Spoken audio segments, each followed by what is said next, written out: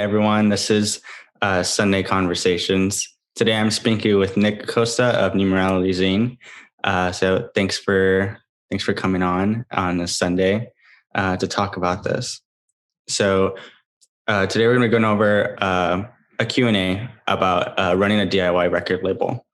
So what we've done is put together a list of questions based on like our audiences. People who follow us on Instagram and Twitter reached out and via comments or like replied to our stories. So thanks to everyone who is interested in this. This is a new idea, so I'm hoping people like this. But basically, the goal about this particular episode is to kind of inspire people to start their own label. I think it's very important, especially in the DIY, music scene, that someone is always there to help provide a platform to other working artists. And that kind of varies across locations. So, quick example is I'm from San Antonio, Texas, and I grew up in that scene, playing in bands and playing shows and booking shows. One thing we never really had was a record label.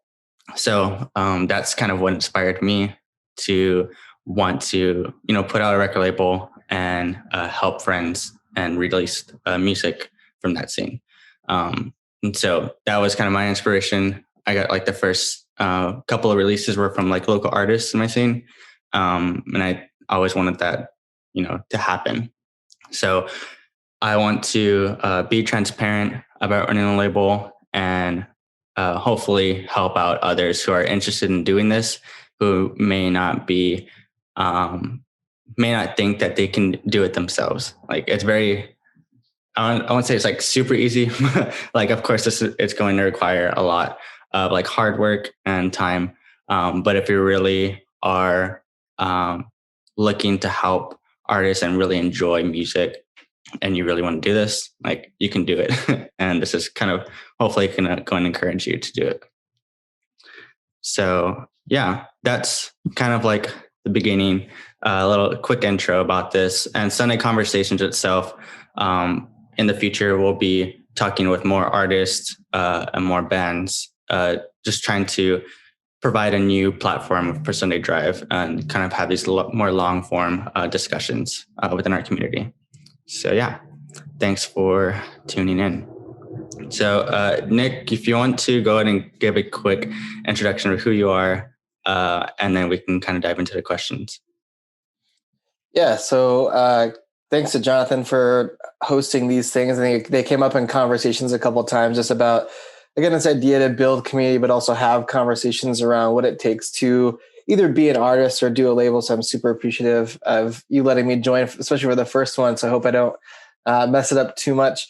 But like Jonathan said, my name is Nick. I run Numerality Zine, which is a zine and small record label based out of quote unquote Chicago. I just moved actually to the suburbs, but I don't want to quite not front like I'm from Chicago anymore. But I've bounced around a bit. But yeah, the zine started as the first leg of this project about 6.5 years ago.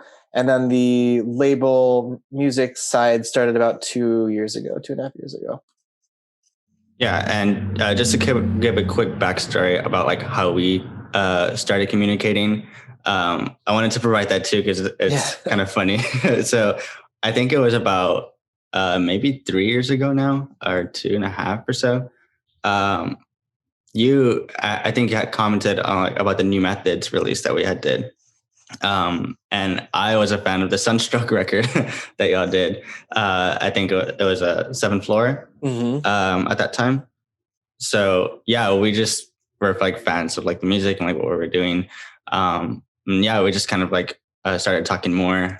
And I feel like after I followed you and kind of got involved with the bands that you were working with, and like exploring your whole community that you had, I was like really excited that I discovered NMZ and like discovered all these bands that you were working with. It kind of like opened like another door that I hadn't really known of before. I was more focused on I guess like Sunday Drive artists and like their artists that they were working on. So it's always nice to like jump into another world where you don't know much. So since then, it's been very cool to like keep up with all of the bands on NMZ and all the other like projects that they're a part of. So yeah, I'm a big fan of everything that y'all are doing. Yeah, thanks. Yeah, it's crazy to see, just kind of like you mentioned. I think it's one of the things that's really weird about social media is that you tend to then be in your own zone for a while until you do find somebody that's like on the periphery. And then you, like you said, you're like, holy crap, like there's this whole other world of things that are completely in my realm of interest, but I didn't really know about it. And so it's really cool to see that happen. And I think, like you said, even just over the last couple of years, building those connections has been phenomenal. And like, I don't think that you or I would be in the place where we are now with like having this conversation and being like, oh, we actually do kind of run a record label. You know what I mean? Like, and like, I have to take it kind of seriously 2 years ago. Yeah. So it's really cool to kind of see and hear just the trajectory of, you know, where those relationships and connections can take people. Yeah, definitely. And just kind of like following other labels, like including NMZ, but like seeing how other labels operate and like how they are how they're like putting out releases more uniquely than like others. And seeing how like even like something as simple as like how do they post? Like are they just posting like the artwork like multiple times on their Instagram, or they're doing something a little bit more engaging? Something that inspired me from NMZ particularly is like the conversation based. And I've known just like from listening to like other podcasts that you've done, like you had that zine output where like it kind of enables that more interactions and like conversation based. So I think that's really cool. And so that's something that I've been trying to like take more part in and like be more personable on like the Sunday Drive Instagram, for example. So yeah, I think, I've just like followed other labels and just been taking like all the inspirations that I can and try to make Sunday Drive like, you know, be the best that it can be. Yeah, absolutely. I think, and I think too, like you said, following other labels or knowing about other labels, I think because I think our timeline is somewhat similar. And so it's funny to think back to, you know, even just the start of this, it was like, well, what other small labels are there? You know, because it was like at the time in my head, it's like, oh, well, we know who all the big dogs are. And like, well, we're always buying those releases, and I'm super aware of all these releases or bands or whatever. But even just since those 2 years ago, like it's really cool to see the number of smaller labels that have popped up, or like even if they did exist, like now I know them and I'm friends with them and can connect with them. Like shout out to Head to Wall, because I tend to always forget. So to Head to Wall, but like, you know, they've been doing releases forever, and it was like, oh, I knew Small Stresses and whatever, but it's like now I know like who Head to Wall is and like each release that's coming out. And so it's cool to see that those smaller labels do exist, because I think it gives, like you mentioned, just gives also bands potentially an opportunity to kind of like have a built-in audience versus having to do some of that legwork on their own. Yeah. And including, I also want to include a podcast in that,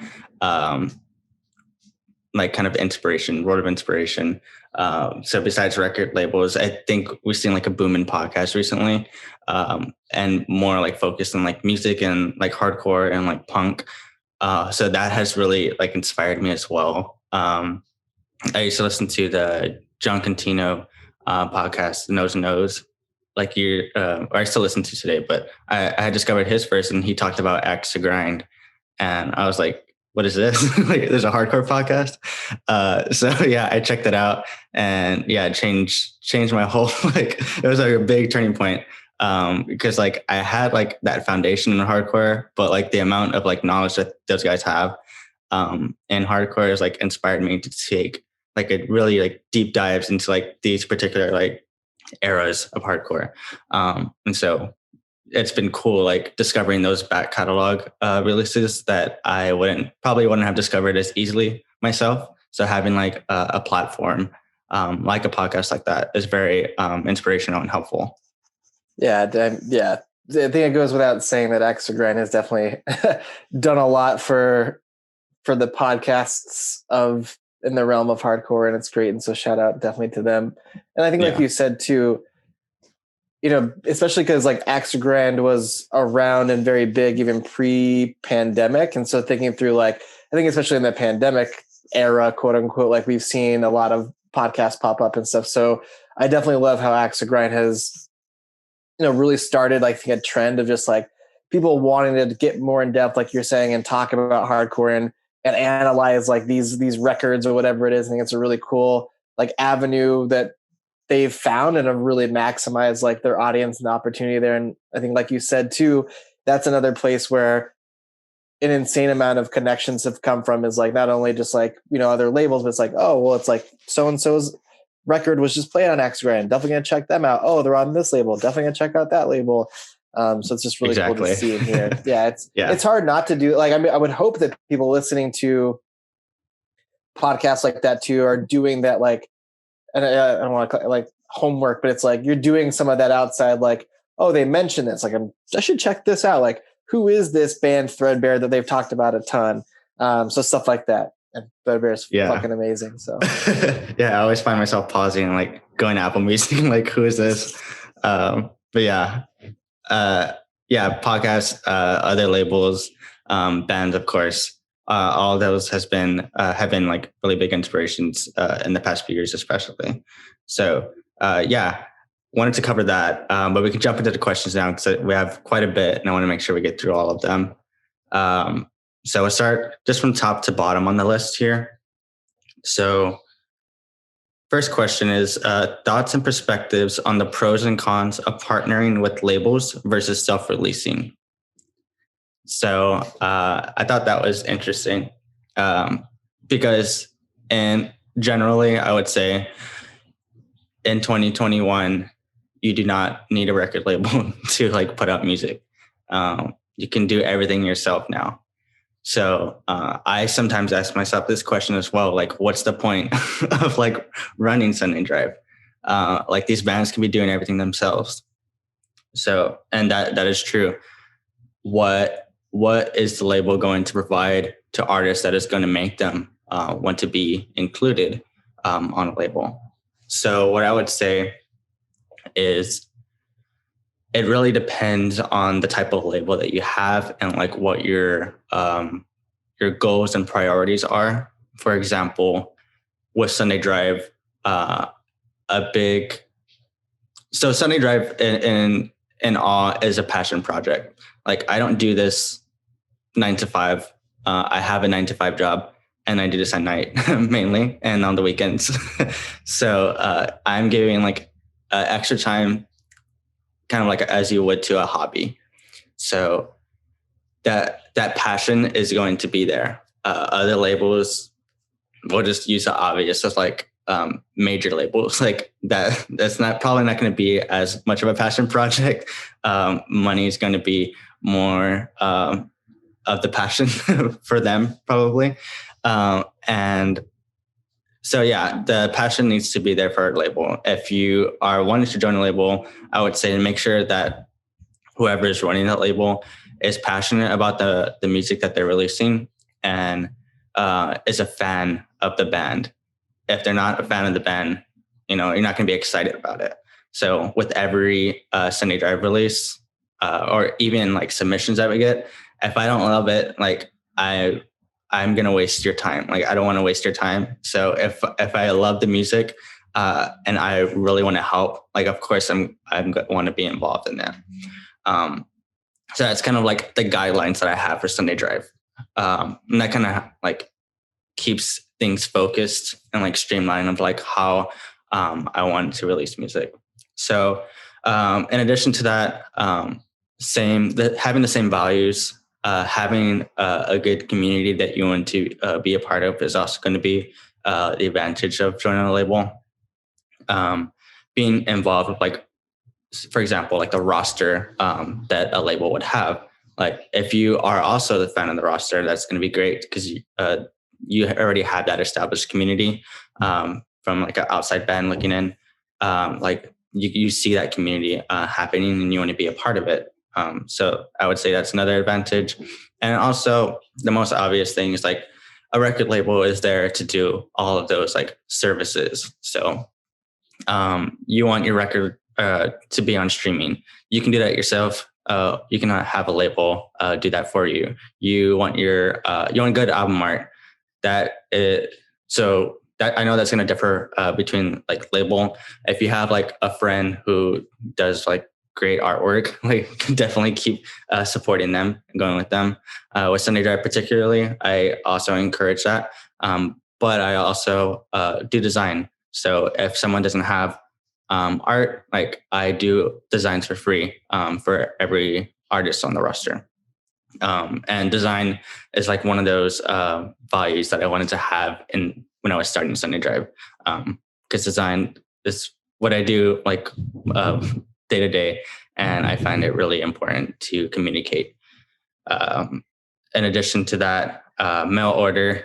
If you don't want to ship your own merch or like your records, like obviously the record label is there for that, and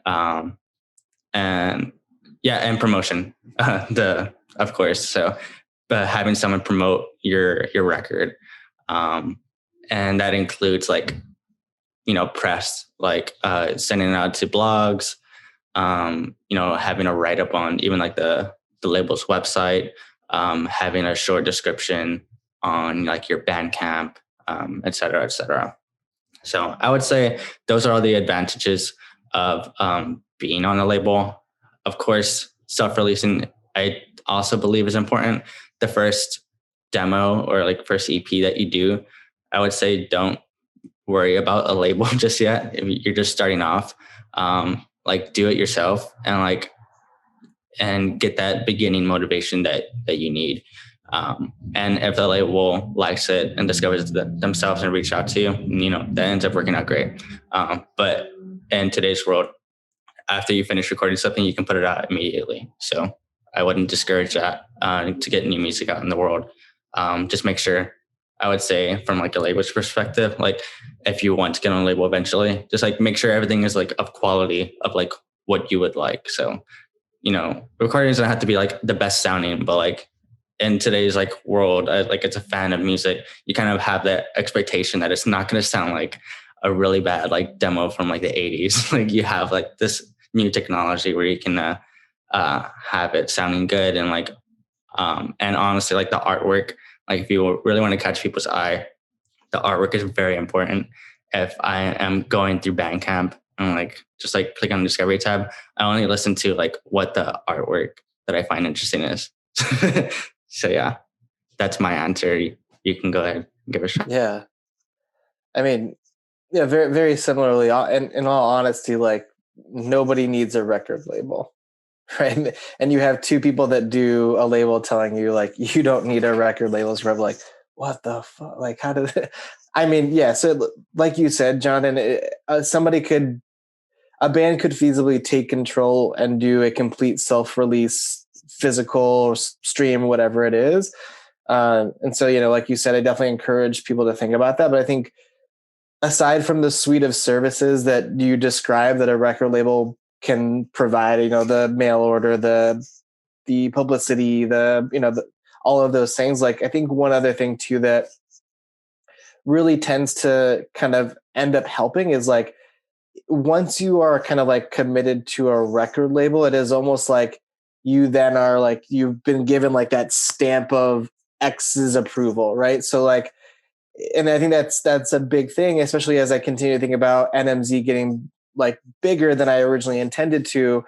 It's helpful to think about how like the work of like myself, but also like past bands and past releases are really leading like to the success of like more current and upcoming releases. And I think that's like definitely something to not take for granted, because I think it's like, whatever release I have coming up, I'm expecting now it to do better than it would have even a year ago.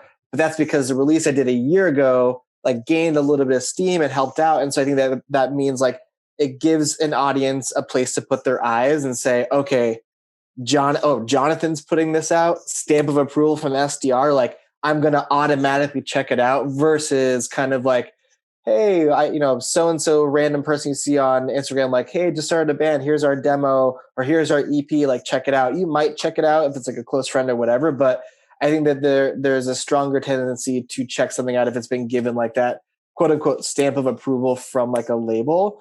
So that's like, I think, a huge advantage that could potentially play into like the goal of the band really is, right? Like if a goal of a band is, oh, we're going to do a demo, we're going to do this total demo core thing, and we're okay if like 5 of our friends check it out and 30 of these people on Instagram check it out. But like if you're also in a band that's like, I actually want this thing to have some legs in the future, like I'm okay with this demo, and then we have this idea for like this LP in 3 years, and then that is when the conversation of like maybe joining up with a label could help just to like get you closer to like maximizing some of those opportunities.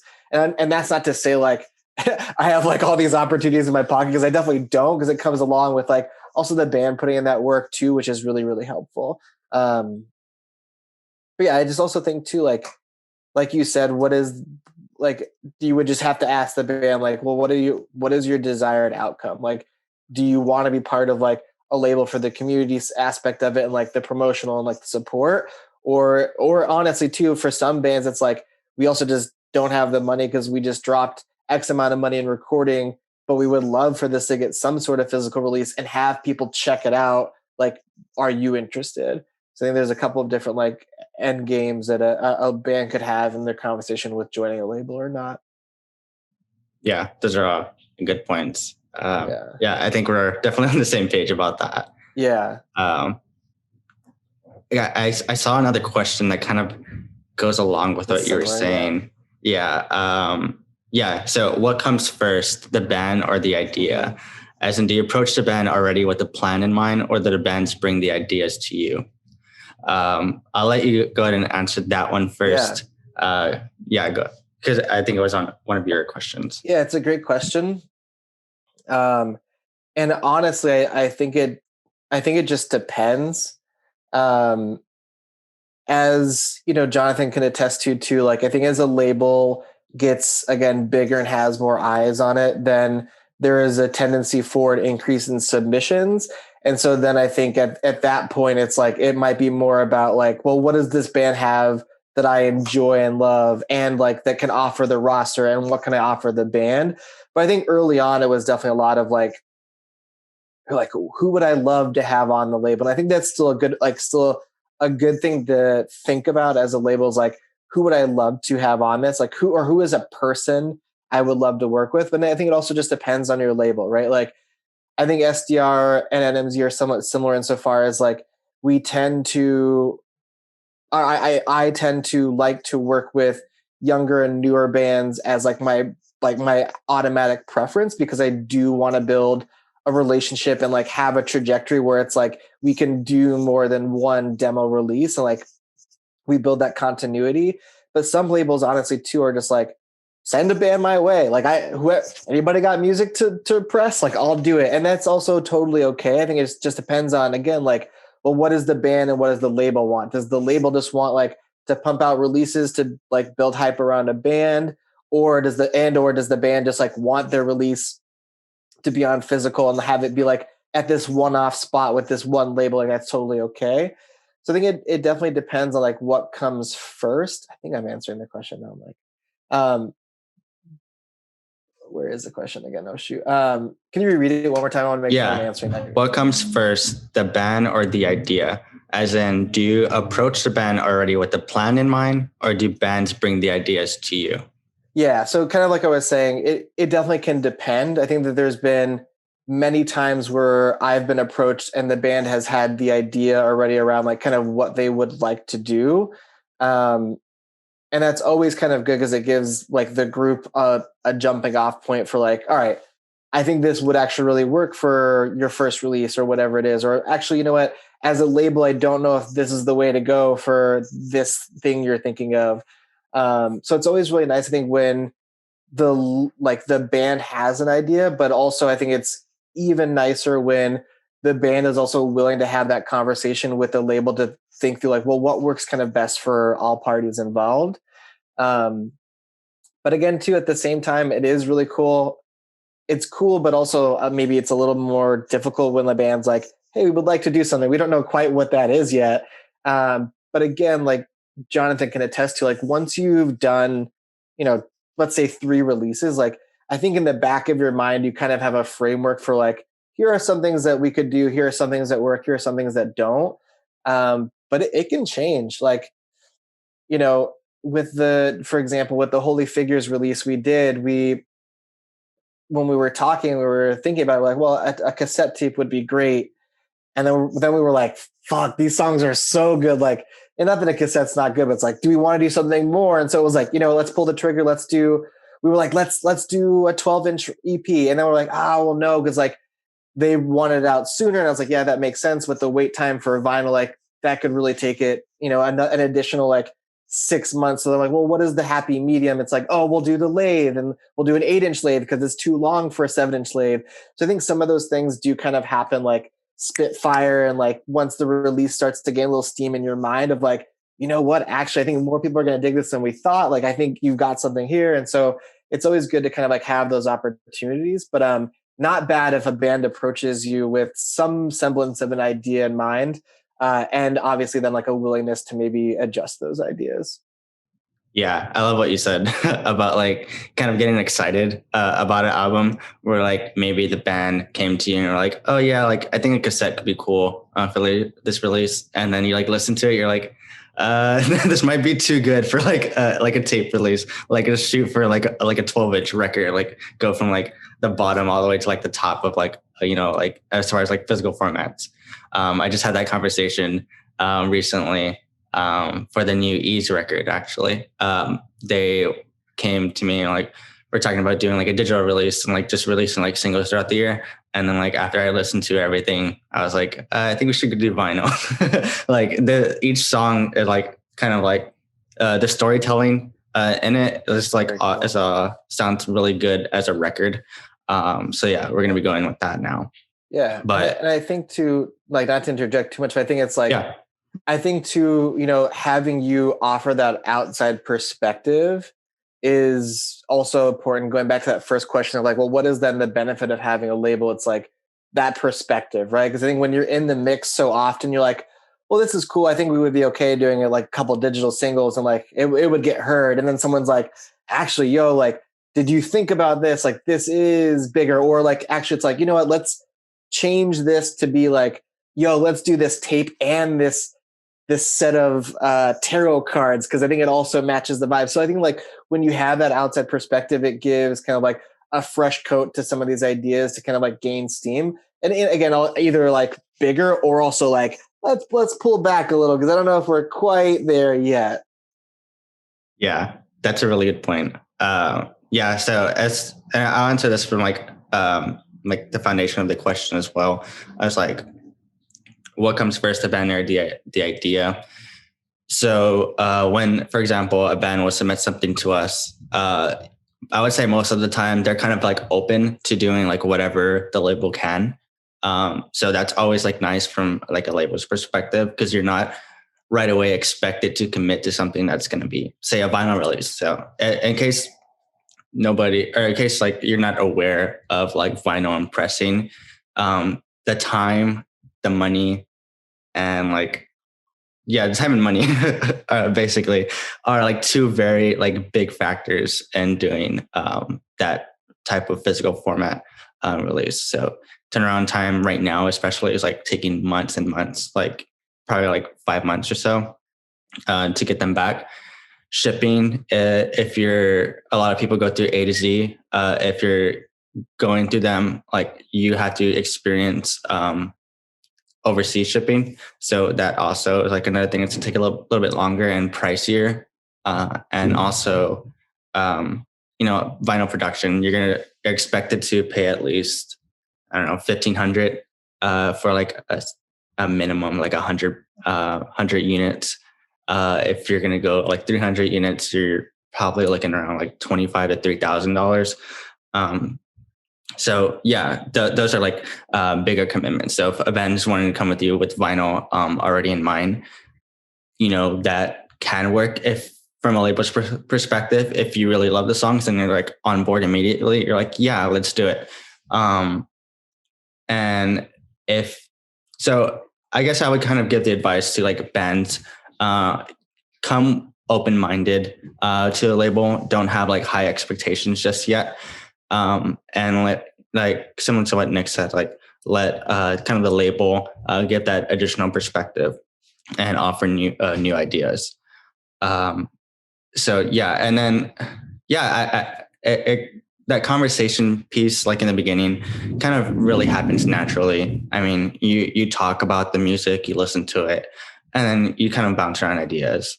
So I would say for the most part, it happens on conversational basis, and you kind of, figure out what can do best as a release.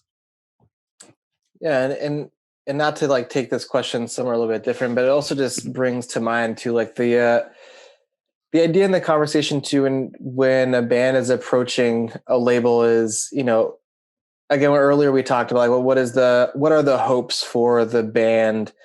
But so being very like kind of clear and having those conversations around the trajectory too helps with the like what you have in mind versus what you end up doing, because again, it's like on the end of a label, but also on the end of a band is how much time and money do you want me to invest in your band?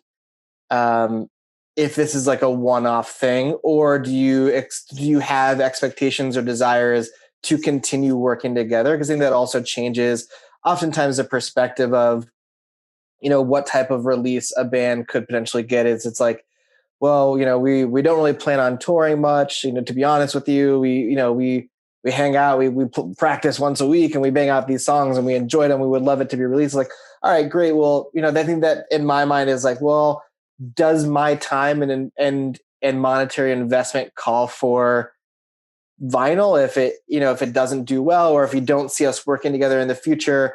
What is the like who wins from the situation, kind of, or who benefits in terms of like the longevity of this releases? I think is important to keep in mind too. Yeah, I definitely agree, because I have found myself kind of getting lost and like what I can do, like what I can take on, especially from starting this at such a young age. Like I was 19, I believe, when I started this. So right away I was like, yeah, let's do it. Like saying yes to like a bunch of stuff. And like, yeah, I can do tapes. Like, yeah, you want to do vinyl on the 10th release while I'm in college? Like, yeah, let's do it. So yeah, being very aware of what you can actually do is very important from like a label's perspective. So be very aware of that and be upfront with the band of what you can actually take on. If you know that you are not ready for vinyl, let the band know that upfront, and just kind of say like, hey, here's what I can do. Like, be very transparent. Like, hey, I just started this label. This is very DIY. I run it from home. Like, I don't have a lot of money right now. Like, I can do a tape release. And we can see how that does. And like later on the road, if you want to do, a second pressing on a different format, we can do that. So yeah, definitely a very good point. Yeah. And being open to the time too, right? So I think that you mentioned this earlier about like the label relationship is, if I know I have 3 other releases and you're coming to me and you're wanting to do a physical release last minute and do a tape, it's like, well, I don't know if I can do your release justice. So it's sometimes hard to be like, I have to say no, even though you might really dig it, but like in your heart of hearts, you're like, I've got 4 other things going. If I take on this 5th, something's not going to get the shine it deserves. And it would just be unfair, I think, to then like not only that one band, but then those 3 other bands where you're spread too thin that you can't, have every kind of release get some shine and spread. Definitely. This one is more of a, I guess like music based, like general question, but any releases from bands outside of the US that have caught your eye recently? You can go. You can go Me first. Oh, okay. Yeah. I feel like I should like reach back and be like, yeah, it's like product placement. I feel like this release here. No, but I am, and I think we might have talked about this, but I'm in love with the Chain Reaction record that came out on Atomic Action not that long ago. So if you haven't checked it out, definitely recommend. I really have been into that band since they did that 7-inch on 6 Feet Under and Control records. So I've been in contact with Bjorn kind of like ever since then, and just have really dug it. And so I actually like started that relationship with him because I had interviewed him for one of the Zine issues. So we've always just kind of kept in touch. But that new record is great. Yeah, so listen to Figurehead. Yeah, Shout out Control. Exactly. Shout out Control. Yeah, so that's definitely one of the records that I have from non-US bands that I've really been digging. I talk about this somewhere too, but like that Big Cheese LP that came out on Triple B and Quality Control last year, I didn't think I would like it, and I listen to that now all the time. It's just something about the vibe it gets is like fast and gnarly and like kind of Cro-Magsy. So I've really been enjoying those two. And then a while ago, I was thinking about this band too the other day. There was that Stages in Faith record. It came out, and I don't want to say it like came out and then disappeared, but it came out and then disappeared. I don't really know what happened with the release or the band. But that was a record I was listening to the other day. I was like, damn, this is so good. Like, what happened to this band? Like, they should definitely be in more conversation than they were at the time of the record and even now. So definitely, if you're listening, check it out. Check it out. Stages in Faith, that record is great. Their 7-inch that they did before is also really good. I forgot the name of it, but I found out about them because Fiddlehead played like a European tour, and Stages in Faith was like supporting. So yeah, if you like Fiddlehead, you'll probably like Stages in Faith. Also, Generations, I believe. Really, really good band. I would say a little bit underrated. Definitely check them out. Yeah, they released an LP 2019 maybe. I think. Dude, it might have been. I guess 2019. Sometime late in 2019. It was on a tape through IOU Records. Reacta's doing vinyl. I don't know what happened to that though. I haven't heard I got announced a while back. A while back. So I'll be pre-ordering that when that finally comes out, because that record is really good. They also have a Inside Out cover on Bandcamp that I recommend as well. What else? So this band I'm really stoked on right now. That is going to be a future Sunday Drive release. We're getting the tea right now, people. I don't know if it'll be an exclusive to the show. I guess I can say it. I think it'll be announced in a few weeks anyway. So this band called Spark, I absolutely love right now.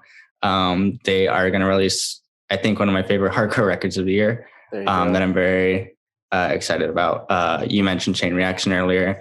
They did a split. With Chain Reaction that I definitely recommend checking out. Stay tuned next couple of weeks. You'll probably hear more about that. Nice. And then Hollow Suns, I just want to shout them out because they're on another Sunday Drive band. Recommend if you like Jimmy Eat World, Foo Fighters, kind of like that 90s like alt rock sound. Who else? There's this one band called Raw Plastic. Shout them out, please. About like surfers in Poland. But I feel like Bastian will chastise me if I don't say anything. But yeah, if you get to listen to Raw Plastic, great band from Poland that is working with NMZ, and I'm super stoked on that. And we did a promo almost a month and a half ago now. Damn, time flies.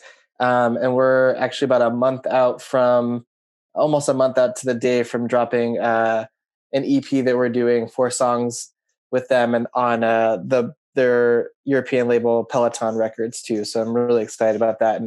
And he's awesome. Bastian is awesome. Great dude. It's so funny because we talk just like nonstop on Instagram, and he's always like messaging me and sending me TikTok videos and dog pictures. But also, again, graphic designer, graphic artist, great illustrator, amazing artist. So if you are looking for some really good artwork, especially in the realm of dogs, please check out Get XX Lost on Instagram. Yes, I also recommend that. Fun music, really fun music. Yeah, he's very nice, very supportive. So yeah, love that energy. Biggest Lots challenge. of energy. Lots of energy. Biggest challenge during the live performance-less age of COVID. I'll go ahead and answer that one first. That is a good question. Seeing how bands and labels have adapted since COVID has been kind of interesting.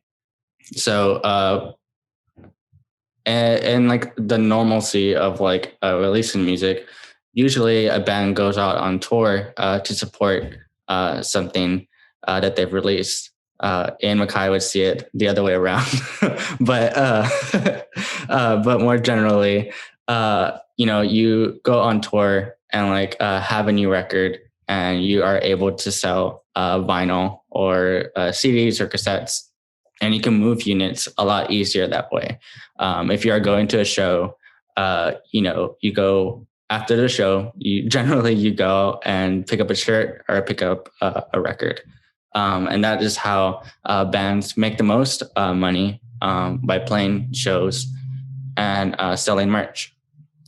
So it's been, I would say, obviously it's been more difficult than it would be with shows happening. Another big aspect of shows and touring is that community-based interactions that you have at shows as well. So that is definitely missing. And that kind of has transitioned to social media, where people are probably, more interactive than they would have been.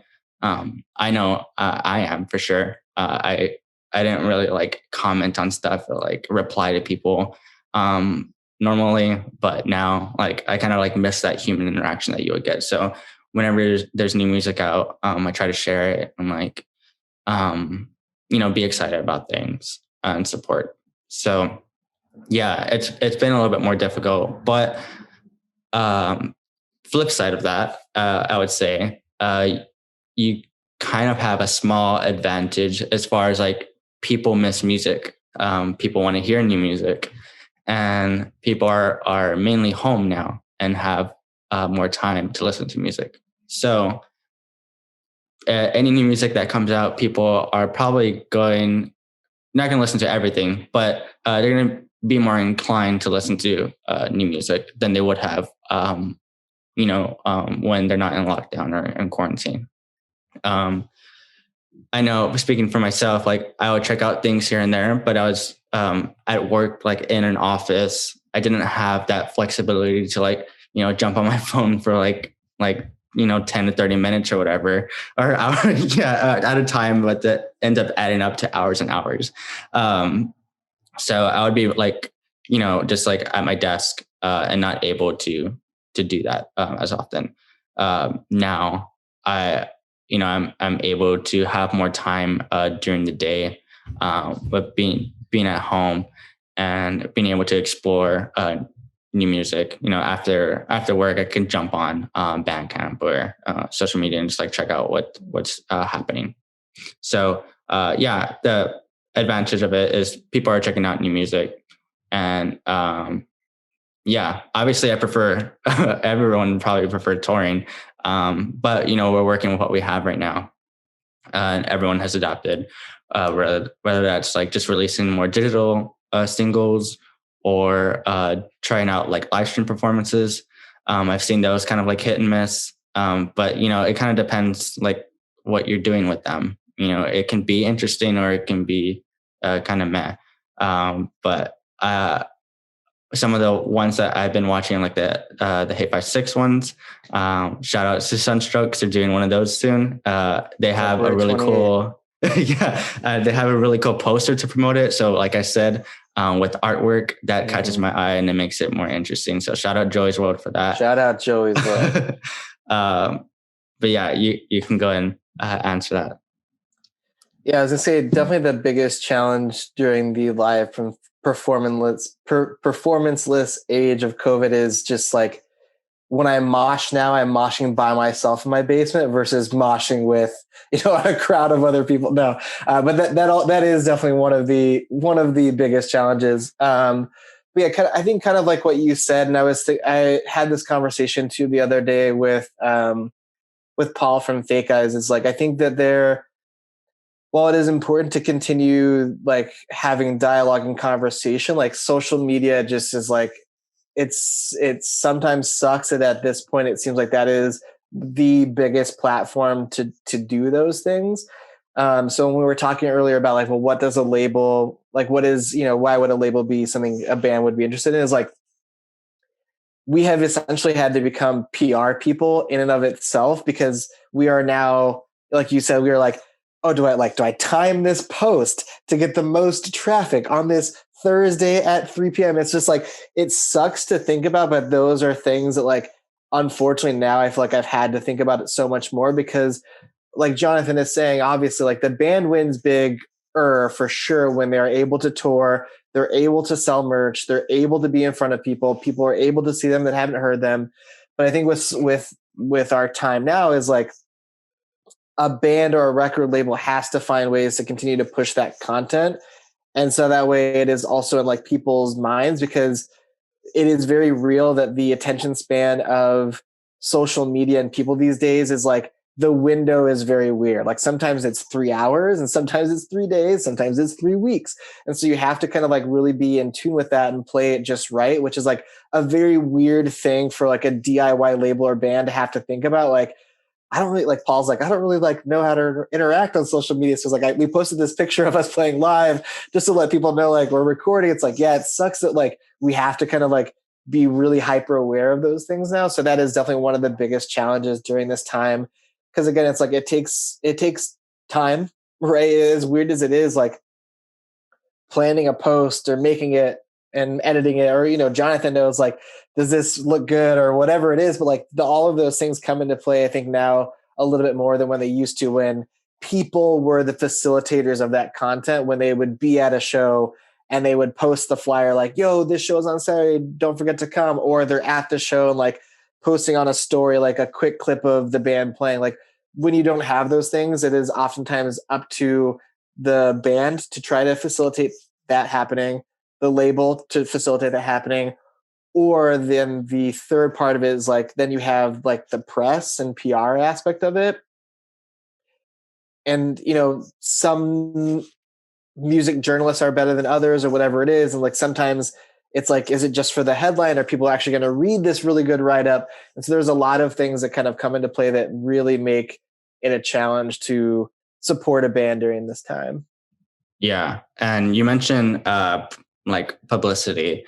So I have another question that we can kind of go off of, but this one's kind of more general speaking. Like, what tips do you have for publicity and like press?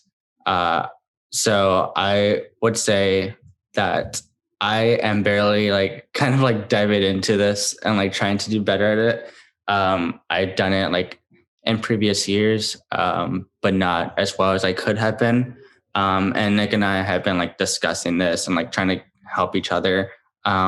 So right now we have like a press list now that is more organized, where I have, contacts, where I have like links to the blog, have like comments of like, this editor is focused on this type of genre, or like has wrote for these bands. So make a press list, follow editors and writers on Twitter or Instagram, and also interact with them. I would say like there are people communicate with them, like shout them out for their work. Like they're people that they're working, and it is an art form. Like you're writing, it's art. So like support them by sharing the art. So yeah, those are I would say like the biggest tips. And like send also, if you're sending like music to them, like be respectful of their time. Like don't ask for like I don't know, a 2-day turnaround time or something. Yeah, like at least give them, I would say, 2 weeks at the very minimum. And the longer the better usually, is what I've seen like success. Like if you're able to send them things like months in advance, and they have the time to get to it, a month later, from like when you sent the initial email, then that works. And also like support blogs. So shout out No Echo. They have been very supportive of like SCR, NMC releases, and like most of like the punk and hardcore stuff that's been released throughout the years.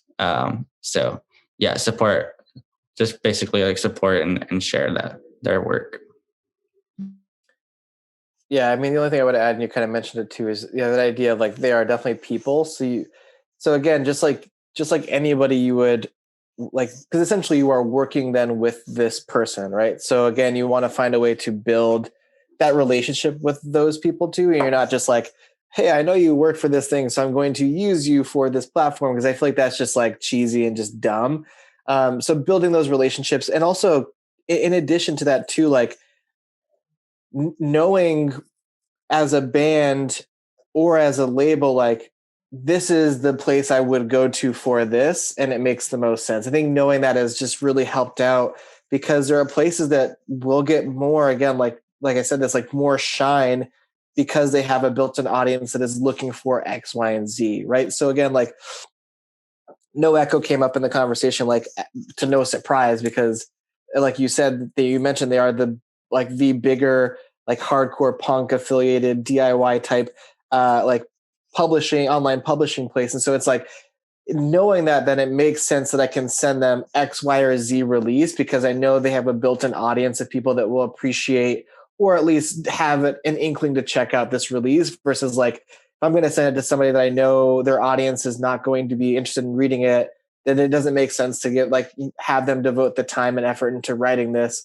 If it's like, I just know the ears that will listen to it are not going to appreciate it as much as if I were to have so-and-so work on it. So yeah, it's like a weird thing to think about being a DIY label, to think about the press aspects sometimes, because that's like maybe my least favorite. But again, like there are also people whose entire professions are just that. And so I know I've never been at the spot where I could, hire somebody to do that. Maybe that'd be something like in my 5-year plan is like, at some point I'm going to hire a publicist because I know they can help out with this or that. And so, for example, like we just did the Sweet Soul record not that long ago, and Kyle from the band had worked for an agency doing a bunch of like band management. He's a manager of a couple different artists and stuff, and so he had friends and connections, and so we were able to link up with somebody who was able to help out with PR. And like in my head, I was kind of like, well, what does that do? What does that do for us? You know what I mean? Like, 'cause I don't really know. Cause again, like I have the staples that I go to, but that doesn't mean that Sweet Soul record being on X or Y website, even if it's just a mention, that helps out tremendously. Like it helps out just like, hey, here's this band, here's a thing that exists, here's a thing they're putting out, and here are the people associated with putting it out. Like that actually helps a ton, because our eyes are only so wide, or like our scope of like perception of who we are looking to or reading at is only so wide. And so having somebody like a publicist could really help out. Just like, even if it's 3 lines, it could get 3 records sold. And so at the end of the day, like those are things that you and the band ideally do want. Yeah. So shout out to all the journalists who are like helping, especially during this performanceless age. Yeah. So shout out if you are a publicist that is looking to work for not very much, but love, again, you have a passion for music. What criteria / process do you use yourself whenever picking talent to sign to your label? So yeah, you can go answer this one first. Ooh, this is the big ticket question. Because again, it comes down to to a multitude of factors.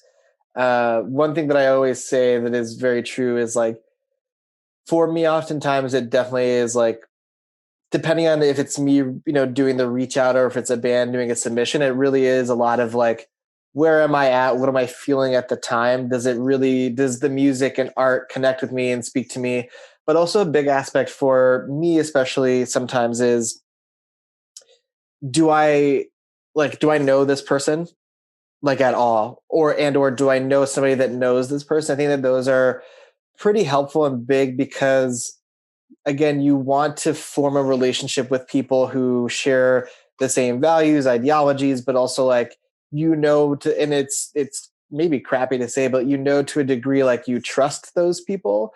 Because I think you sometimes hear like horror stories of like bands,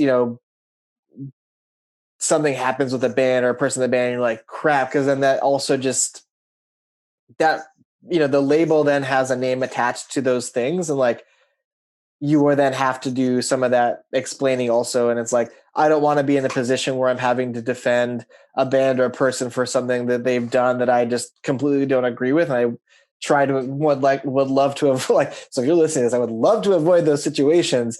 So I joke, and it's like, it's as funny as it's not funny, but it's like, I joke with people sometimes like, well, here are the first two questions I ask a band.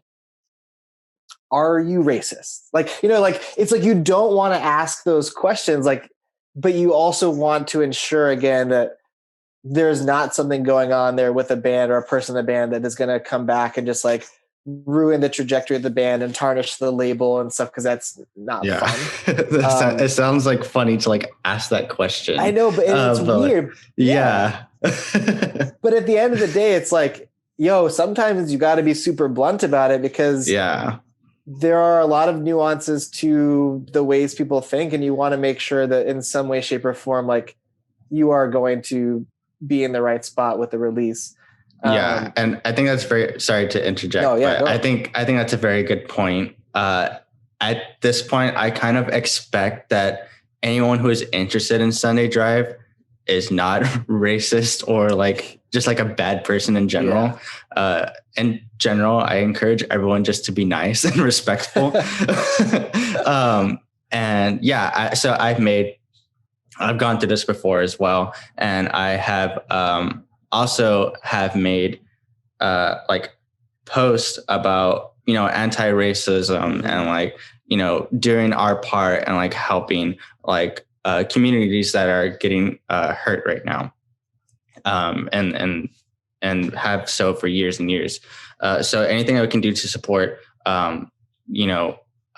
minorities is very important to do as label. And I know NMZ has done that as well. So if you are just like not nice and like not respectful, like do not waste our time and do not waste other people's time. And also, because of like situations like that have occurred, like I have in the Sunday Drive like agreement form. So it's kind of like, it's not really like a contract, like a formal contract, but what I have laid out is like, this is what we are expected to do.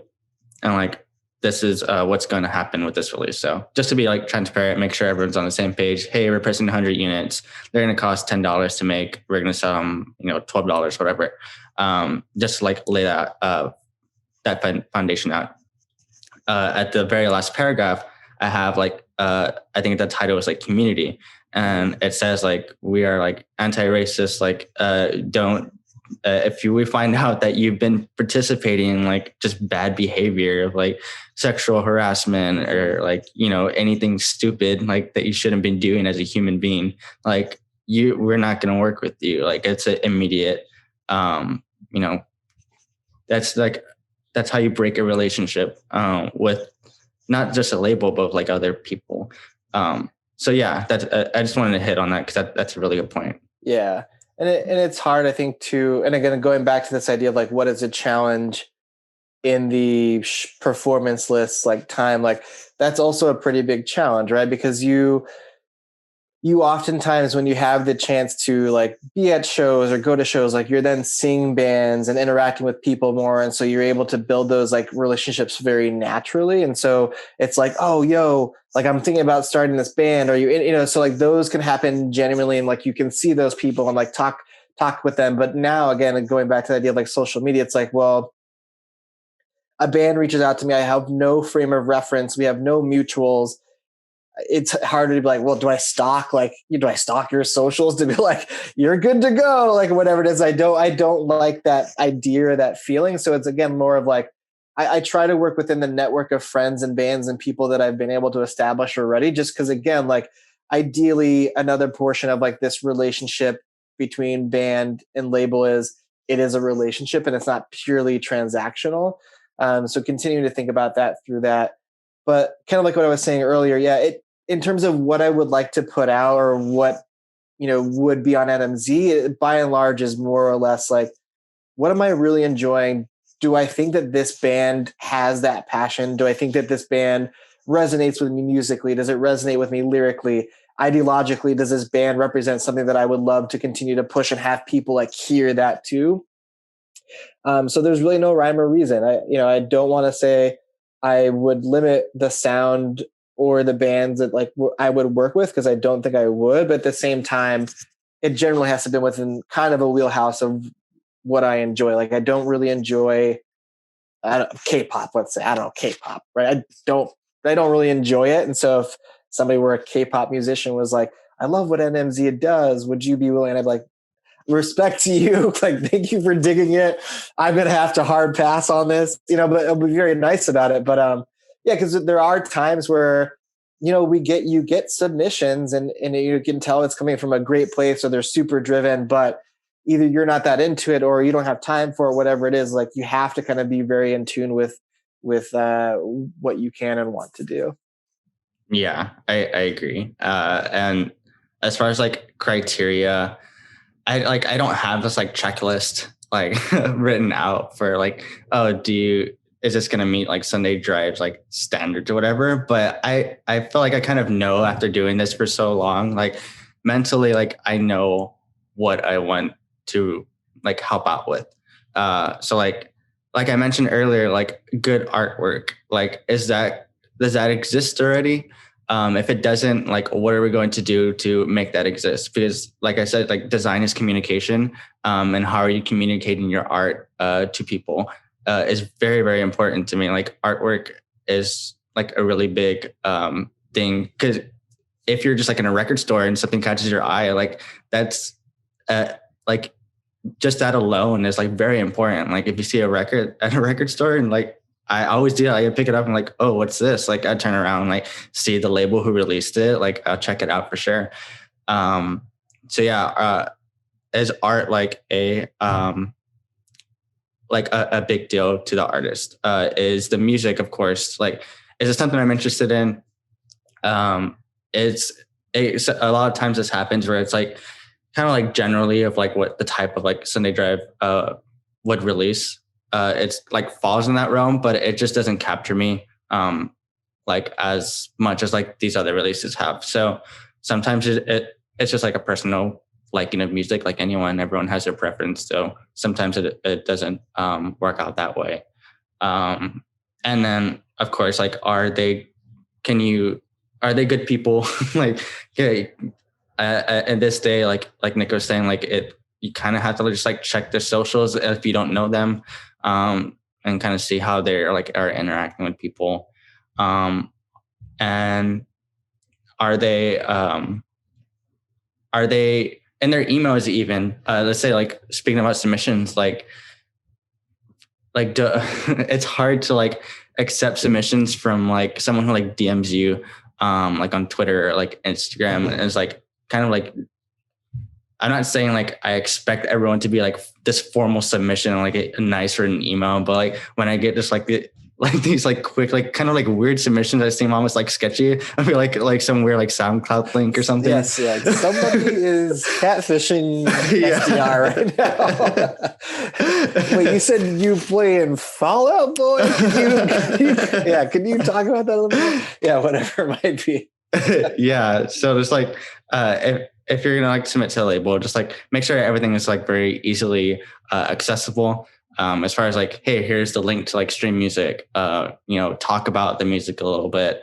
Like who was it recorded with, for example? Who is in the band? What do y'all want to do? Things like that, or like what I look for in submissions. And also like kind of related to artwork, but like just how are you presenting yourself in your email, and that can come across as like in a written message. Like you can kind of get the vibe of like how they are as a person just from that. But yeah, that would be my answer. Yeah, and to like one last thing about the submission Mm-hmm. piece too is, be very clear about again what your desire is with working with a label too. I think again is just always helpful.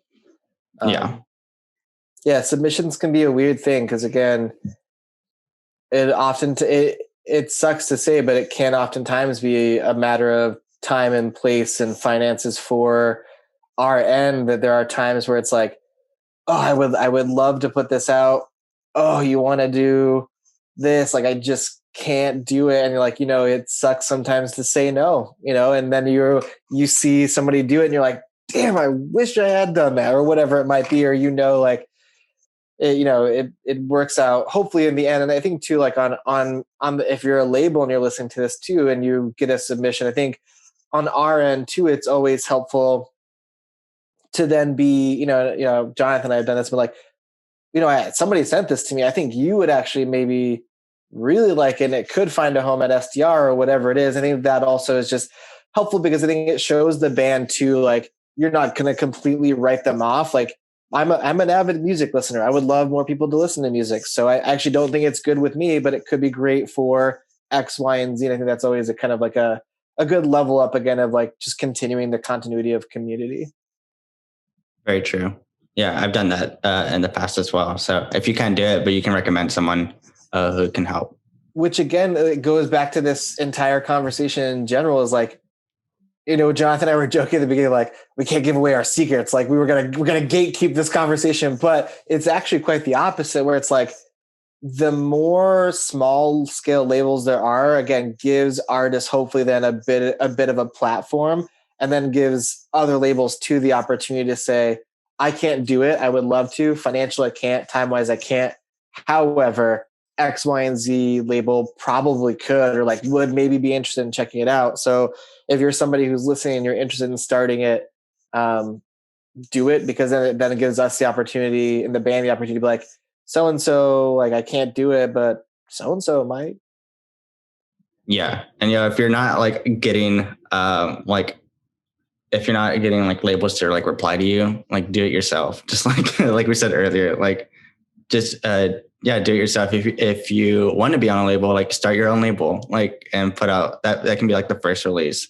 But yeah, don't like give up if like and that also like probably shouldn't be like your priority as like a first release, like wanting to be on the label. Just like do it yourself, like build that initial traction that you need as a band, and like release the music, and eventually things will happen for you.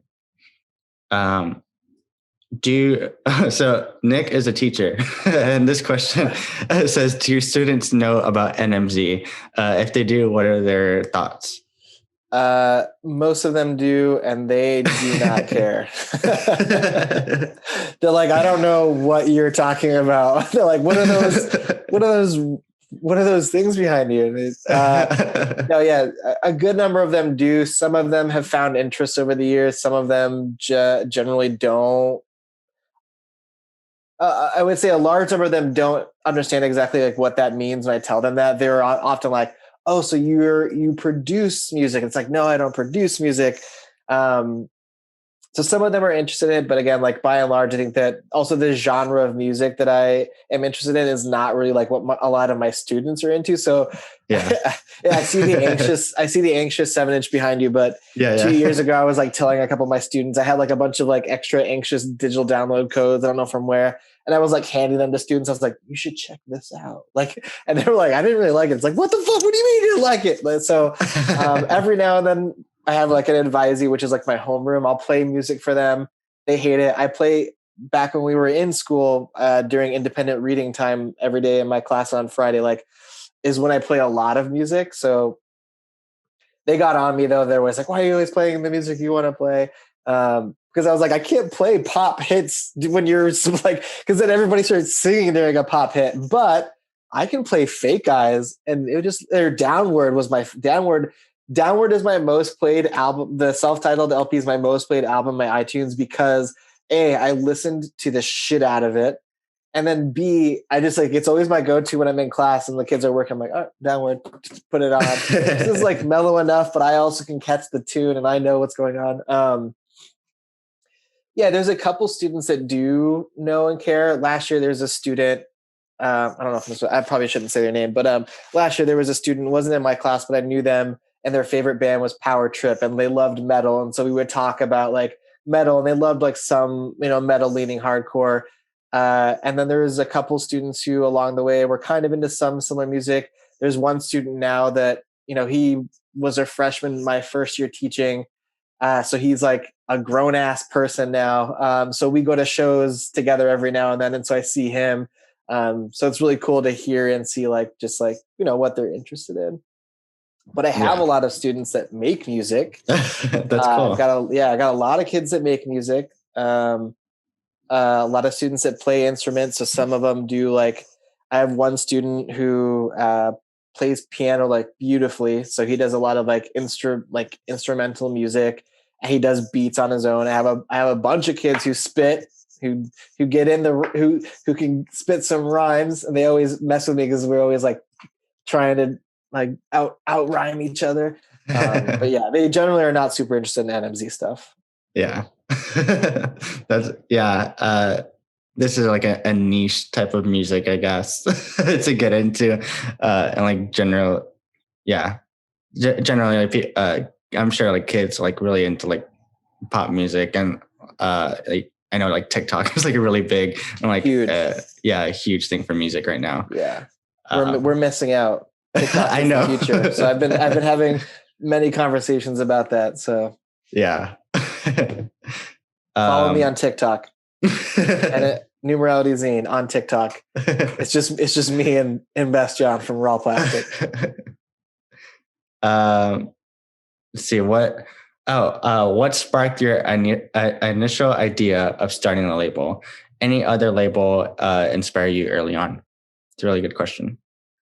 You can go ahead and take that one. I think it was one of yours. If you've heard me talk before, early on, it started off as a zine. And then with like the kind of the tradition of many zines from like the 90s and stuff or whatever, they then became a label. So I kind of followed that route in terms of why I decided to start releasing music. And also just because, again, like with a zine, the purpose of the zine in my mind was like to make people aware of like all of these really good musicians and bands. And so it just felt natural to me then that starting a label under the zine was like an extension of that idea, right? Like not only can I talk with and write about these bands, but actually here is a band you want to listen to. Here it is. It's Rule Them All. Check this out. Like you're going to love this. And so it felt like a natural extension for doing the label. Labels that have inspired me. There's a lot of them. Deathwish, I think Deathwish is like a big label in my eyes. I think they're still like a really great label. I think because and Jonathan, you could probably understand this too. I think because Deathwish has always done a great job of like diversifying the type of music that they've put out. They have a very clear imagery attached to like their releases and the artwork and stuff. And I've always just really like been drawn to that aspect of Deathwish. So that's been like always a huge kind of like inspiration for me. And then just smaller labels too. First getting into hardcore, there was like Rivalry Records and stuff like that. And so just seeing a lot of labels, or even just like labels of people like Excursion Records ran by this dude named Dave in Seattle, and a record label. I was like a quote unquote intern for my friend's record label, was called Panic Records at the time.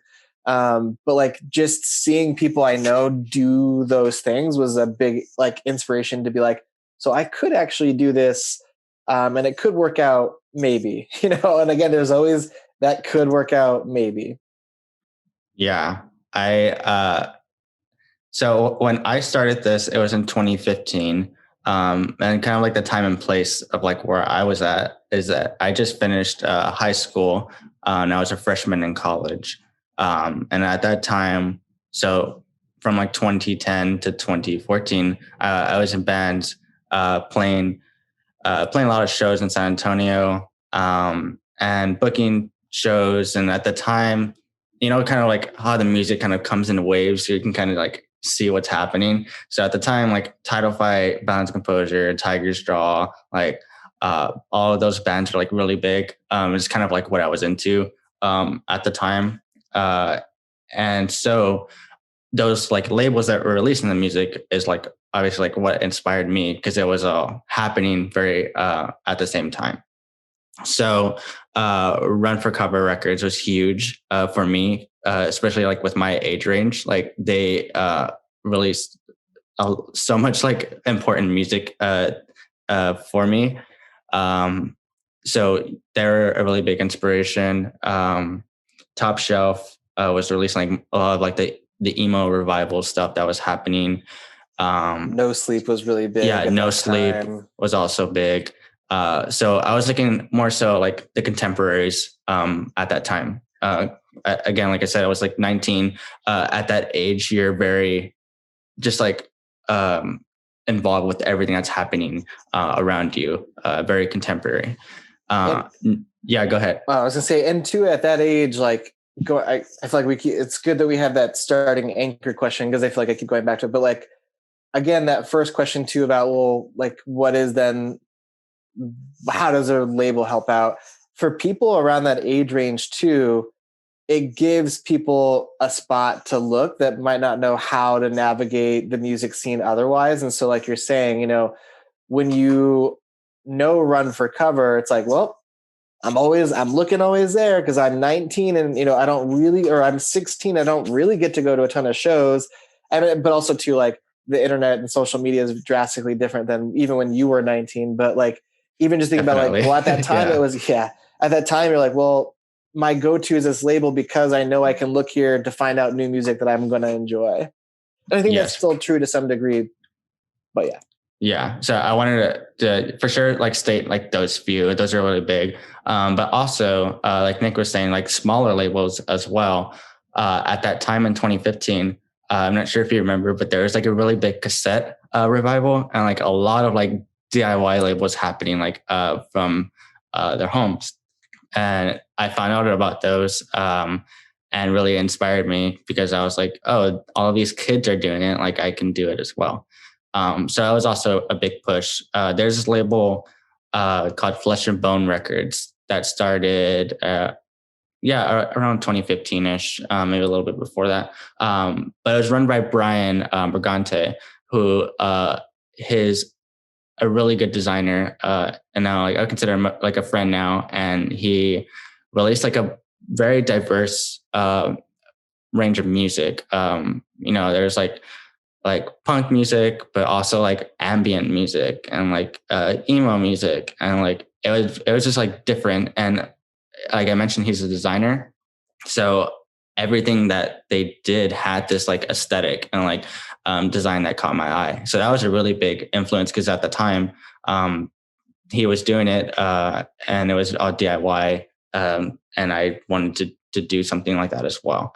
So that was a big one. The Chicago label, right? Now they are Chicago. So Brian founded it, and he is not doing it anymore. He does like design now. So he passed the label on to a friend who is in Chicago and does it. Yeah. So learn something new every day. So yeah, I still have like a relationship with Brian. He did like the album art for Anxious Arms and Fake It. So we've been able to like collaborate on stuff. We did like recently we've been doing like designs for like animal sanctuaries, just because we're like focused on like vegan projects and design. Nice. So yeah, shout out to Brian. Shout out, Brian. I don't know you, but shout out. But yeah, so that was like, those are my big like influences. And I also wanted to mention too, how like that has changed over the years. So as like, like I mentioned, I was 19, I'm 24 now. Throughout those years, you like listen to a bunch of like different music, I would say. And the labels that I mentioned before, you like Run for Cover, for example, you kind of like dive deep into their back catalog and like figure out like who these other bands were and like what bands were before that. And like, I didn't know HostageCon was like a hardcore band to begin with. I found that out, and like I started like deep diving. Memorial is like one of the records on Run for Cover, and Renee Hartfield was the band before that.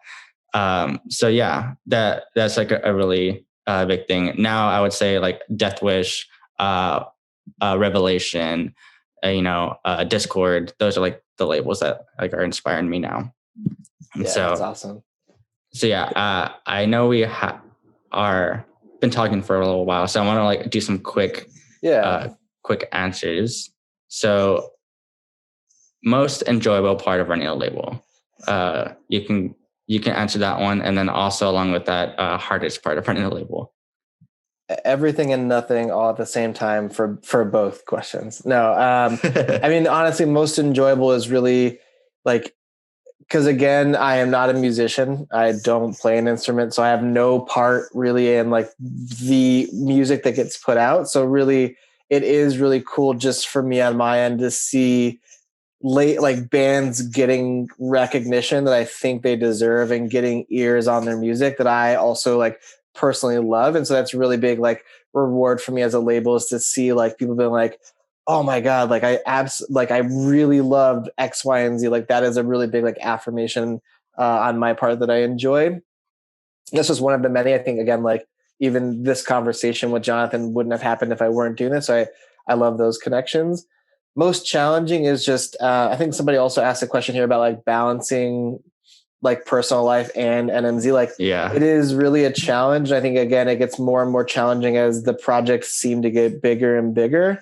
So just really being sure, like I have the time, I can devote the time to, all the things that come with the label. I think that is a completely, I don't know about completely, but it is a very unknown aspect of doing a DIY label, is the actual amount of hours and time that can be put into it, whether it is, a conversation like this where it's important because it's like we're talking, but it's also important because then people check out your label, check out my label, whatever it is, but also just like the sending the emails, the packing, like all of those things can just take an exorbitant amount of time. And so making sure you find like what is just right for you, because it can be very, very challenging.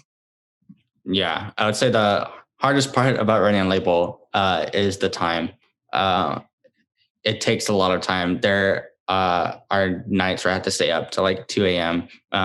In college, I would stay up all night sometimes if I had to, because I was handling both like schoolwork and having a job, having a partner, and running a label, and also being in clubs. Like I was like the president of like the design club there at school. So I was like putting together meetings and like interacting with like students a lot. So yeah, I mean, at the time in college too, you're like kind of have that college lifestyle where you're like involved in so many things. So I would definitely encourage people who are around that age range to like, if you are wanting to do this, like, please do it. Like you are at a young age where you can like, do things that you're passionate about, and you probably have a little bit more time, before you get a little bit older and have more responsibilities. Now I definitely have less time having a 9-to-5 job versus being a student, because when you're a student, like you have those breaks in between classes, and that is a lot. That's where I would take advantage of like that time. And the best thing, obviously, is just like being able to help artists and get their music more known with like the community that we have. How much, this is a good question. How much money should be expected to be lost at first? I would say for the first release, it depends what you want to do for your first release, but if you're doing a cassette run, you can expect around $200 to be, or 200 to 300, depending on how many units you're doing, to be going into it. If you're doing a vinyl release, like I mentioned earlier, you're going to be at about $15,000 to $3,000 or so. Yeah. And again, like I'm like highlighting this word lost as in you don't get back. And so I don't know if there's a specific dollar amount, but I think again, with things that come with a label that people don't know about is like, I think because it's easy go to is like, sure, I can easily go online and get a quote for this physical. But what I don't like, and I didn't think about this on my end, is like, then you also have to think about, well, you need something to ship that in. So it's like, oh crap, I got to spend this much money on shipping supplies continuously. And it's like, oh, then I also have to pay shipping. Oh, then Store Envy charges this 16% fee. So there's all of those kind of like lost things that you maybe don't initially think about, that especially for the first several releases and even still now, like you're like, oh crap, well, I lost out on that. So I don't know if there's a finite dollar amount, but I think it's just like you learn along the way, you will lose money along the way. And then sometimes you'll make it back, but then it's like, it's gone like the next day when again, you realize like you have to buy more shipping supplies because it went so well that like that run went so well that you ran out of all of your mailers. So like, I think there's just some of those lost costs that often like people don't think about when starting on a label. So continue to kind of like keep those in mind. Yeah. So like I mentioned those prices, and that's a really, really good point. And along with like shipping supplies, I also wanted to point out too, like realistically, you need a website, you need a web store. Those all charge fees. If you have Bandcamp, they have transaction fees. If you use PayPal, that's another transaction fee. Yeah. So it all adds up. So you need to like take those in consideration when you're pricing your stuff. Yep. And taxes. So if you end up getting like tax forms back from PayPal and stuff like that, you're like, well, so there's a bunch. I mean, I'm speaking from experience because now I'm like, what do I do? So all of those things. I need to do that too pretty soon with all of my taxes. So I guess I can answer like 3 more questions here. What are some good ways a smaller label can promote a new release? Obviously posting it, submitting to any blogs, and sharing, being involved with the community that you're in. So share other music that you like. What I do is in order to provide a platform to other artists that are not on Sunday Drive, I have a playlist on Spotify and Apple Music called Now Spinning. That's where I kind of like compile everything that I've been listening to recently and kind of like give a shout out to like other bands that are like kind of related in our community, but also like bigger, like from bigger artists too, just like put them in the mix. Yeah. I think just like rely on your friends, right? Like, the biggest thing a friend can do sometimes is like, maybe it's not even to buy a record, but it really is just to repost the record. Or reposting anything. It does a lot. It does a lot. Cause again, like this goes back to attention spans and all of that stuff where it's like a release could easily be forgotten in 3 days and you don't want that to happen. And so the biggest help that smaller labels can promote is like having friends that are willing to like, or friends that are, you don't want to be like, hey, can you do me a favor? Because that's dumb. But it's like having friends that you know are going to enjoy the music, or sending it to a friend and be like, hey, check this out, or whatever it is, because then that just really, really helps. And also too, like, again, like it can be weird sometimes for a band to always be pushing their stuff, but it is also just really helpful. Like the band is the band that did the music. So them continuing to push the music or again, being out there just helps to keep the name in people's minds.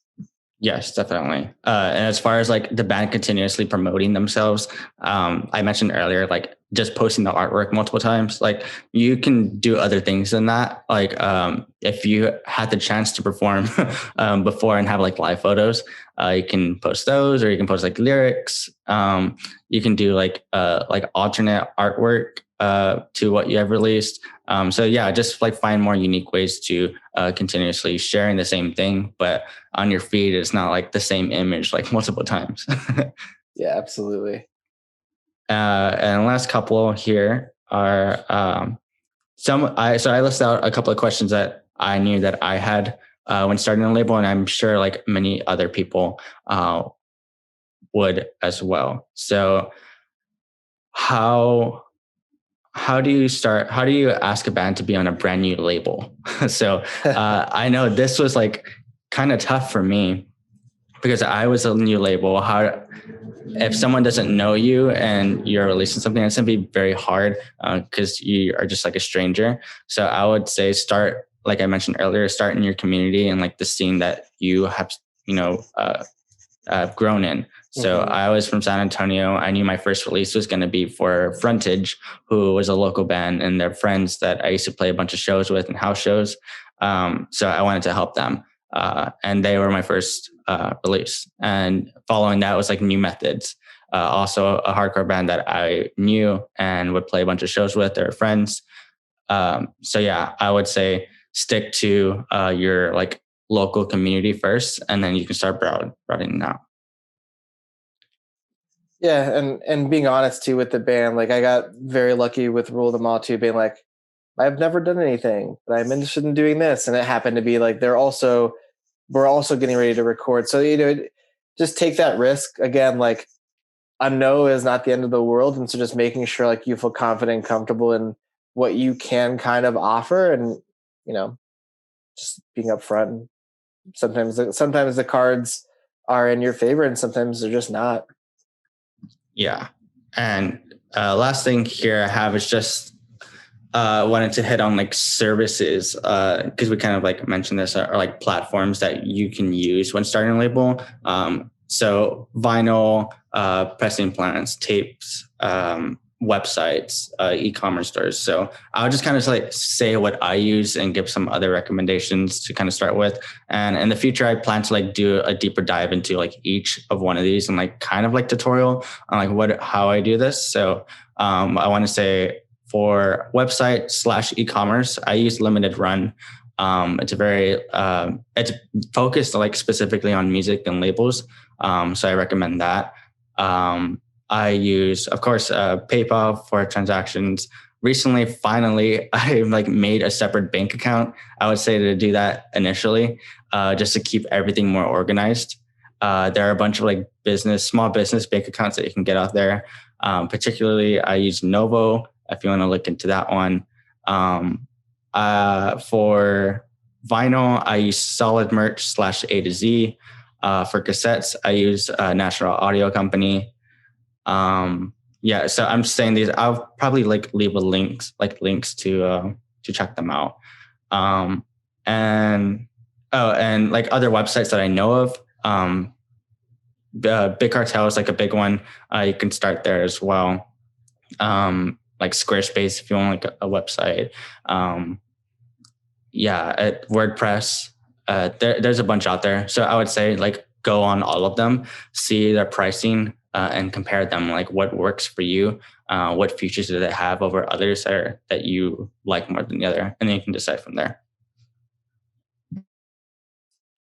Yeah, I think it goes back to like what works for you. You're definitely going to want to do your research and just figure it out, because kind of like Jonathan was saying, there's pressing plants or tape dupe like spots that will like do a lot for you or as little as you want them to. And then you might need to spread out like who you're getting specific parts of the release done through. And so keeping that in mind, like, are you going to get the J cards for the tape printed here? And then the tapes are getting dubbed here. So it's a lot of research and time needs to go into that. And also just depends on like, some of the spots can be like Solid Merch is like a broker for A to Z or whatever. So it's like, it's nice because it's simple because they will do everything for you. And it's like you communicate to one person. So we're just really knowing like what you have time for versus if you go through like Gotta Groove or whatever, you can go through Gotta Groove, but they're only doing the records and then maybe need the jacket somewhere else and then they insert somewhere else. So those things just kind of add up and just take time. And so if you're like trying to maybe find ways to save money, there are definitely ways. Yeah, definitely. So just to like wrap things up, I just wanted to ask, what can you expect from NMZ in the future, and what new music are you checking out? And it doesn't have to be like newly released. It can just be like something new to you that you just discovered. Yeah. So today is the 14th. So in about a week or so ish, we are over on our end. We are putting out a 12-inch EP from Porcupine, who's from here. So really cool band, very abrasive, dark, ugly, gnarly. So it's not a lot like what we've been recently doing. So I'm super excited. Great great kids, go like to literally every show in Chicago and just are generally always super supportive. And this EP is awesome because it shows like very clear growth as a band from like what we've done in the past and what they've played to now. So I'm super excited about that. Other things we got coming up, again, I kind of mentioned it, but the Raw Plastic EP will be out soon as well. So excited for that. Got a ton of vinyl releases coming down the pipeline this year, which is great because last year we did a lot of like smaller things in tape. So trying to change trajectory just slightly will be good. And then I have a coffee collaboration with Huckleberry Coffee Roasters coming soon too. So we're doing that. So I'm super excited about that. Yeah. I'm gonna get it back. Super pumped. Yeah. I'll tell you more, but yeah, excited about that. And then, yeah, just tons of stuff and things I've been listening to lately. I still am still constantly listening to the new Somerset Thrower record. I really enjoy that. There was a record from last year from a band called Entry that I really liked called Detriment. And so I got the vinyl like not that long ago, actually. I don't know why I didn't pick it up earlier, but I've been listening to that a lot. That's newer. The new Warn single is very cool. I'm into that. The Colossus 7-inch EP is great. So shout out to really Tom cool. And all the dudes from Mind Force. I really dug that. What else have I been listening to? Oh, there's a band called Ends of Sanity that I absolutely think has a great EP. Hint, hint, wink, wink, nod, nod. I think it's great. So really excited about that too. Nice. New music I have been listening to, besides the new Photographic Memory album that's coming out, that's been on rotation. I have also been listening to the new Road of Pleasure demo that came out a while ago. 30 Cent Fair also has like an EP that I've been having on repeat as well. Memory Screen is another really cool release, very like Rev Summer, like Dischord-y type of music. Somerset Thrower as well. And also, there's this really big, kind of like bigger band called Pale Waves. But I think they're from the UK, but they have this really catchy record that just came out. So I've also been listening to that. Kind of has like Avril Lavigne vibes almost. So if you grew up with music like that, I think you'll really like that. And I'm also excited for the new Citizen album, the new Tiger Straw album, the new Glitter album. A lot of new music coming out soon that I'm excited for. Cool. I think there was one other question I got from a band from Open City. They want to know what my skincare regimen is. So Dan Yemen, if this is you asking from the Open City account, just shower daily, moisturize. I don't know. I thought that was funny though that they asked. Yeah, just thanks. Yeah, listen to shower Open daily. City. Yeah, shower daily. Use age-defying lotion. I don't know. Use a cleanser and moisturize, and use sunblock. That's all you need. That's all you need. Just water. Just put water. Yeah, awesome. I really appreciate your time. So thank you thanks for having me with us. This will be the first episode, so I hope people like it. Hope so too. And if you want to know more, you can, I think this is going to be on YouTube, so you can leave comments there, but also on any socials, just hit me up with any questions that you have. Like I mentioned earlier, I'll be doing a deeper dive into these specific things that I mentioned, how to ship, how do you ship records? That'll go through because I use limited run, I can show you that on actual screen share. I'll show you the packages that I use and how do I print the shipping labels even. So there's a lot of very specific stuff that I would want to dive deeper on. So let me know if you have any questions. And this has been Sunday Conversations. It is Sunday, February 14th. Awesome. Thank you. Yeah, thank you, dude.